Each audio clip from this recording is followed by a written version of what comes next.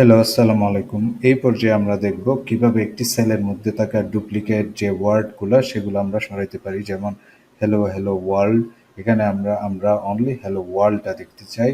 Hello, hello ২ বার থাকাতে এগুলো আমরা রিমুভ করে দিব। ঠিক আছে? তাহলে আমাদের গোল হলো একই সেলের মধ্যে শব্দের পুনরাবৃত্তি যে আছে যেমন হ্যালো, হ্যালো একই শব্দ ২ বার থাকলে আমরা এটা রিমুভ করার চেষ্টা করব।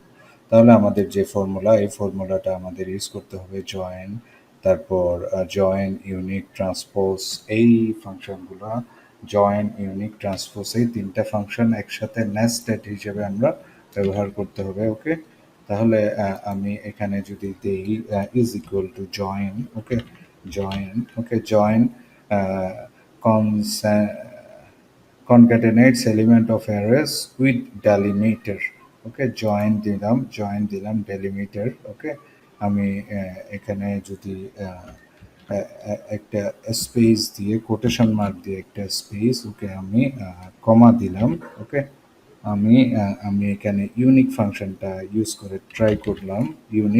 Unique rose in the prepared source range unique.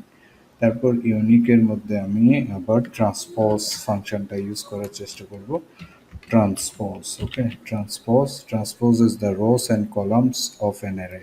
Transpose, okay array of range. এখানে দেখুন জয়েন ইউনিক ট্রান্সপোজ, এখানে স্প্লিট একটা ফাংশন ওরা ইউজ করছে।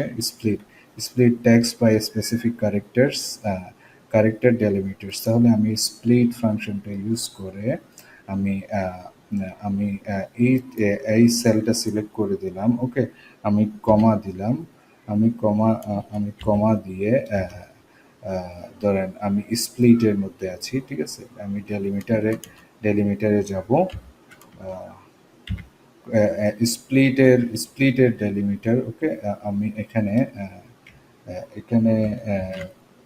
দুইটা কোলন দিয়ে দুইটা আমি ইনভার্টেড কমার ভিতর একটা স্পেস দিব। তারপর আমি স্প্লিটের স্প্লিটের ফাংশনটা ক্লোজ করব, তারপর ট্রান্সপোজের ফাংশনটা ক্লোজ করব, তারপর ইউনিকের ফাংশনটা ক্লোজ করব, তারপর আমি জয়েনের ফাংশনটা ক্লোজ করব। তাহলে এখানে চারটা চারটা সেল আমরা চারটা ফাংশন একসাথে ইউজ করছি, জয়েন, ইউনিক, ট্রান্সপোজ, স্প্লিট। ঠিক আছে, তাহলে আমি এন্টার দিব। এই এই ইয়েটা আমরা অনেকভাবেই করতে পারি, কিন্তু এই পর্যায়ে আমরা দেখব যে আমরা যে দেখতেছি জাস্ট জয়েন ফাংশনটা ইউজ করে, জয়েন, ইউনিক, ট্রান্সপোজ, স্প্লিট এই ফাংশনগুলো ইউজ করে আমরা কিভাবে শব্দের যে পুনরাবৃত্তি যে সেম টাইপের ওয়ার্ড আমরা এখান থেকে সরানোর ট্রাই করছি, তাই না? তাহলে এখানে আমি আরো কয়েকটা ওয়ার্ড লেখার ট্রাই করছি। ওকে, হ্যালো হ্যালো ওয়ার্ল্ড, ধরেন আমি আরো কয়েকটা ওয়ার্ড লেখার ট্রাই করছি। এখানে দেখি আমাদের আসলে কিরকম আসে। Hi hi hi hi hi hi world, hello world. Okay, এখানে ধরুন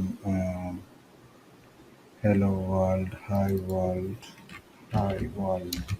ওকে, তারপর